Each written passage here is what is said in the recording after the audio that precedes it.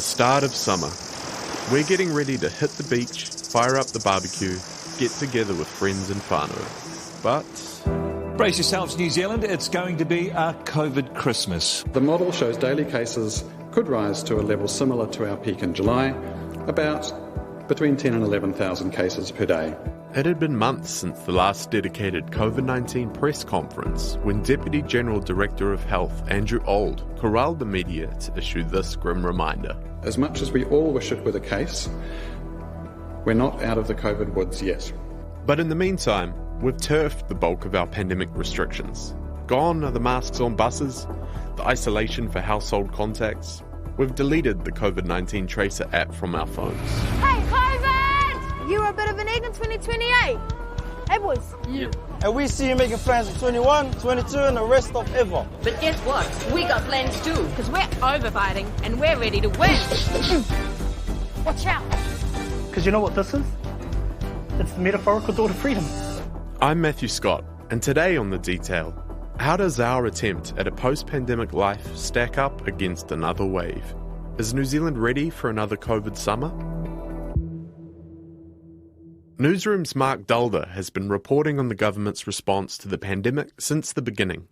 I asked him how long we've got left in Andrew Old's proverbial COVID woods. My perspective on it would be we may never be out of the woods, and certainly there's no reason currently to think that we will be out of the woods anytime soon due to sort of the virus miraculously disappearing. Everything we know about COVID so far and viruses in general tells us that, yes, it will continue to mutate and evolve, but there's no particular reason that it would evolve to become less severe than it currently is. It may, but it's not guaranteed to. And given the sort of quote-unquote leaky vaccines that we have available to us, which do a really good job of stopping hospitalization, severe disease, and death, but don't really stop people from getting infected and don't stop people from passing the virus on, we're probably just going to be in this sort of middle ground where, it's not a crisis point. It's not like it was in March 2020, but it's also not just the flu. We still have had more than 2,000 people die of COVID this year, not with, but of. And that's, 4 times worse than you have in an average flu year, and the year's not over yet. So we may have to get used to the woods.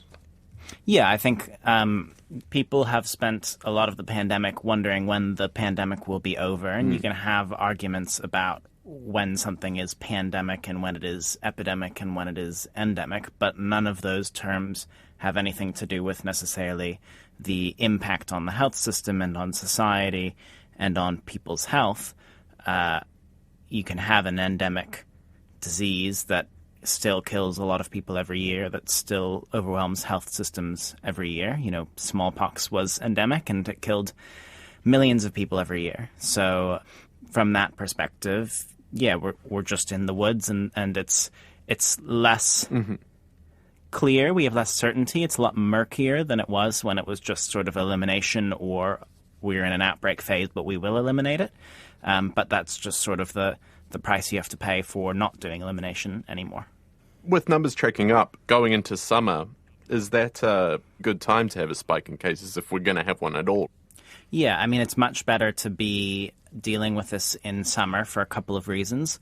One is that from a health system perspective, we don't have as much demand on the health system in summer. We don't have flu, we don't have RSV and other winter respiratory diseases, which means that if people do end up needing to go to hospital because of COVID, there's a better chance that they'll be able to get care quickly, and that healthcare workers also, won't be sick and won't be off. They'll be able to rise to meet the occasion. The other reason that summer is useful is that we do a lot of stuff outside. We eat outside. We have parties outside. We go for walks and things rather than having people over to our homes or meeting up in a cafe in the middle of winter.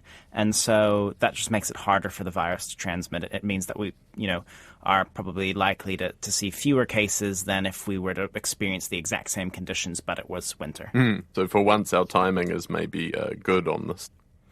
Yeah, I think the July wave was interesting in its timing because it did come right after a huge period of pressure on the health system from flu. The surgeons say the number of surgery delays and deferrals have never been so bad, and it is likely to get worse as COVID-19 cases and flu cases climb. Nearly every public hospital in New Zealand is putting off planned surgeries due to winter illnesses. And in a particularly cold and wet winter as well. So we saw a lot of cases, we saw a lot of hospitalizations, and we saw a lot of deaths. You know, you could still see many cases, many hospitalizations and many deaths with this wave, but it's better to be in summer than in winter. Mm-hmm. But, you know, also going back to that point of just still being in the woods, the expectation is that we'll continue to see rises and falls, you know, waves and troughs for who knows how long, months, years. So it's not going to be unusual to get a summer wave, but it's not going to be unusual to get a winter wave either. 3 factors essentially will dictate where things go next for Aotearoa. Waning population immunity, increase in new variants, and the changes in our collective behaviour. Of the 3, the one that we can control is our behaviour. So the Ministry of Health have also talked about a Christmas checklist is being prepared for actions we can take on holiday. Get vaccinated when your dose falls due, test if you have symptoms, isolate if you test positive, and be prepared for COVID when planning your holidays. Things you're supposed to do in order to reduce risk.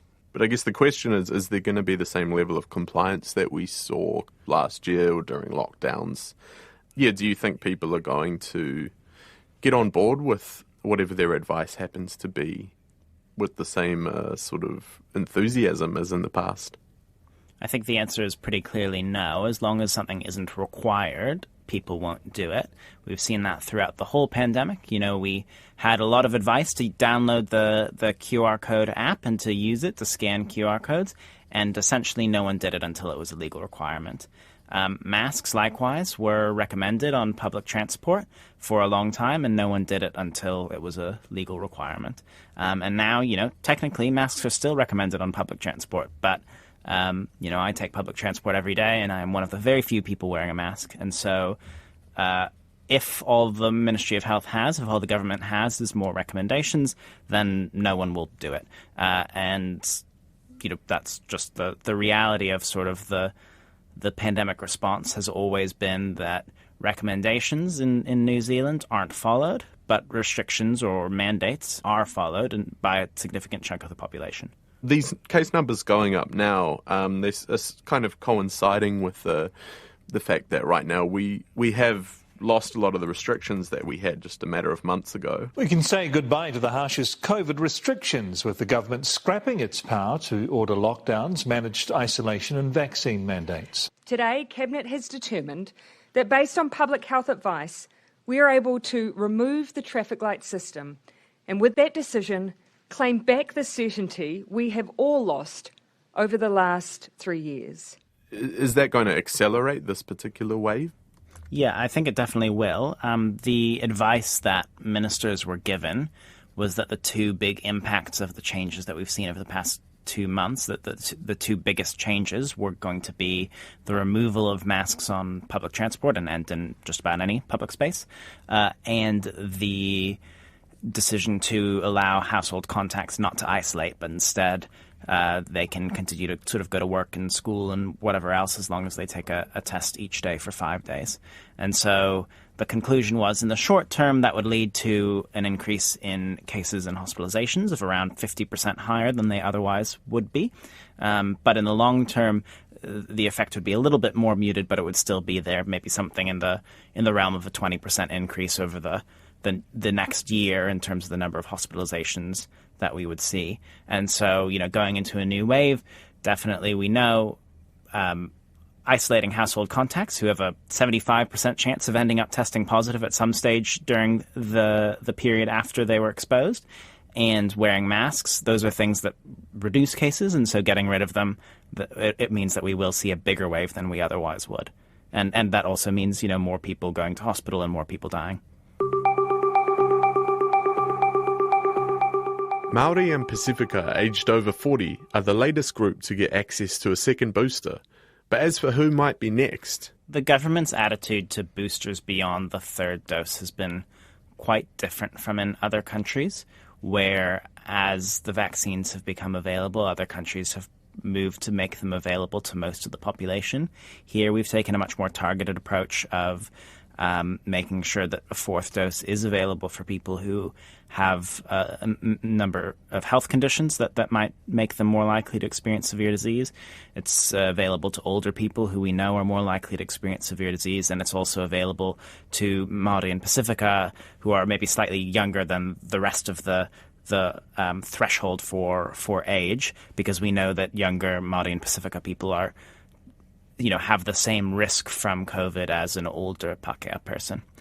That's sort of been the approach so far. Overseas, it's quite different. So overseas, for starters, their regulators have been a lot quicker in approving Omicron-specific vaccines. In the United States, in the EU, in Australia, they have either vaccines that tackle the BA1 Omicron variant or, in some cases, BA4, BA5 variants, and those are generally pretty widely available to people. So in the United States, for example, the advice was everyone who wants one, who is above the age of 18, can and should go get an Omicron vaccine, regardless of where they were in their regular sort of vaccination schedule. We haven't approved an Omicron vaccine yet. It doesn't sound like we necessarily will approve one this year, and even if we do, the government says it doesn't really have any plans to roll them out until the fall, because from their perspective, they're hoping to be able to distribute them right before we see a winter wave and to be able to sort of tamp down that wave. But it's a different approach than the one that's being taken overseas. The evolution of the virus presents new challenges for the health response, with a complex mix of variants now competing for hosts, the variant soup. So, it's not just case numbers on the rise, but the number of ingredients in the COVID gumbo too. Since the start of 2021, when we first saw variants that, had a functional change to how the virus infected people and how quickly it spread and how severe it caused disease, since then, there's been a very predictable pattern of when a new variant arises that can outcompete the old one, it will take over, and then it will be the new dominant variant. What we're seeing now is a lot of subvariants of Omicron that are all able to outcompete the current dominant one, which is BA5, but it's not clear which one of them will win out in the end over each other, or whether we might end up in a situation where they're all kind of circulating at about, say, a third of it is XBB, a third of it is BQ11, and a third of it is BA46 or something, right? Where there's not just one dominant variant, but you've got lots of little ones. A lot of them have similar traits, and it's not because they come from the same branches of the Omicron tree, but because the virus is figuring out independently what's most effective at evading immunity and at spreading faster in the current environment. And so it's something called convergent evolution, which means that separate parts of the evolutionary tree end up looking a lot alike because they both happen to find the right mutation that allows them to have the peak fitness. And so it's you see that in the natural world outside the context of viruses as well, where bats and dolphins both use echolocation, but they evolved that independently of one another. And so we're kind of seeing that with some of these subvariants where they come from very different parts of the Omicron evolutionary tree, but they look a lot alike because they're all selecting for the optimal traits that allow them to spread quickest. What is the impact of this variant soup idea? What does it actually mean for people in terms of that idea of being in the woods? Is that what's keeping us in the woods? The theory is even if COVID wasn't evolving so much, you would still be in the woods, you would still see these waves and troughs because we know that immunity from both the vaccines and from catching COVID wanes over time, particularly immunity against being infected. And so we would expect to see a wave, lots of people get infected, the population gets really immune and it's hard for the virus to spread, cases fall, and then over the course of a few months that immunity wanes and there's a lot more susceptible people again, and then you see a repeat of that. What variants do is they kind of speed that process up because they're able to evade even some of the immunity that people get through infection or vaccination that the previous variant wasn't able to evade. And so the variant soup shouldn't necessarily have a different impact on the wave than if we were just seeing one new version of Omicron that was overtaking BA5, but it will still speed up the wave. It will speed up and increase the number of cases you get in the end, the number of hospitalizations, and the number of deaths. David Welch is from the School of Computer Science at the University of Auckland. He calls himself a computational biologist. He tracks the development of the virus with mathematical models. He's been watching the variant soup simmer, and he's been getting some first-hand experience with his own bout of COVID. So, I mean, just looking at cases recently, we hit a real trough in cases back in sort of mid-September or so. Then we had the change in the restrictions. All the restrictions were lifted pretty much, apart from, isolation and testing. Cases increased steadily since then. And it looks like a large part of the increase in cases that we saw was not due to new variants, but just due to that relaxation of restrictions. But also in the background, we've started to see more and more new variants arriving, and those have been having an impact around the world, and they're starting to reach quite significant levels in New Zealand and maybe causing another uptick in cases. We've sort of reached a bit of a plateau, it had seemed, and then now cases seem to be increasing again, possibly. So the interesting thing is that in the past, we've seen pretty much one new variant come in with a large advantage over everything else, and it's become the dominant variant. And so we saw that, we saw that with Alpha, we saw that with Delta, we saw that with, the early variants of Omicron. But now we're getting this whole sort of constellation of different variants, which have slightly differing ancestry, but they all seem to have somewhat of an advantage over what is still the main variant in New Zealand, BA5. And that seems to be related to what we call more sort of antigenic drift rather than these sort of big jumps that we've been seeing previously. Antigenic drift. That's the gradual accumulation of small changes to a virus that transform it over time. We sort of differentiate that from those sort of more radical changes we saw, say, going from the Wuhan strain of the virus to Alpha, or the big change we saw to Delta, or the big change we saw to Omicron, which were more like real jumps, evolutionary jumps, whereas drift is kind of one or two things changing at a time, rather than something coming along which has got 20 plus changes. Okay, so the virus that we have here is gradually becoming something else. That's right. I mean, that's how evolution works. We're all gradually, every new creature is slightly different from its parent. Does that materially change how, say, for example, a potential summer wave would play out? Probably not really. So if you have two subvariants, variant A and variant B, and they both have a 10% advantage in spreading over the background variant, then that's pretty much the same as just having a single combined variant, say variant C, which also had a 10% advantage. So it's not really like they compete against each other. You can get situations where over longer time periods you can have kind of two subvariants or two variants of a virus, where one will kind of rise to prominence and then the other will rise to prominence and so on. But that's not really what we're seeing here. Basically, if you get infected with any of the subvariants around at the moment, you're expected to have protection against the other ones, at least in the short term. So we see more diversity in the variants, but we see very similar behaviour in terms of the broader outbreak. An expected increase in cases, along with an increasingly unpredictable mix of COVID-19 variants circulating in the community, means we need to keep our collective eyes on the ball. What effect does viral evolution, sort of maybe over the last few months, have on the population's immunity right now? It has quite a significant effect.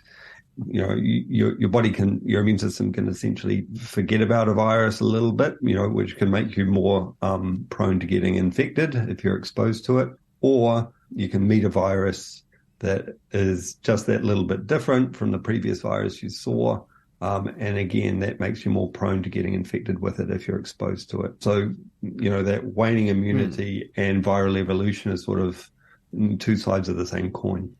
Are we at a relatively vulnerable moment right now? Depending on just how effective these new variants are at getting around our immunity, we could be facing further increase in cases certainly in the early part of summer and, possibly through Christmas and early January as well. And there's a couple of variants, we're mainly looking at the moment. There's one called BQ 1.1, and that has been here and slowly increasing for the last month. And there's another one called XBB, which caused a big spike in cases in Singapore, including a major increase in reinfections. That's also been in New Zealand for a month to 6 weeks. And then there's other variants out there which have been detected at lower levels in New Zealand, but also seem to have a growth advantage against the background BA5. That said, though, because we have kind of had this mini peak in cases in the last, 2 months since September, it's possible there's a little bit more immune protection in the community because of that sort of small wave than some of our models might be accounting for. It's a little bit of a matter of waiting and seeing whether cases, continue growing for the next few weeks, or whether it's a sort of slower growth and a plateau off again. That's it for today. I'm Matthew Scott. The Detail is public interest journalism, funded through NZ On Air and produced by Newsroom for RNZ. You can get us downloaded free to your mobile device every weekday from any podcast platform. Today's episode was engineered by Jeremy Ansell and produced by Sarah Robson. Bonnie Harrison is our associate producer. And thanks to Mark Dulder and David Welch. Ka kite.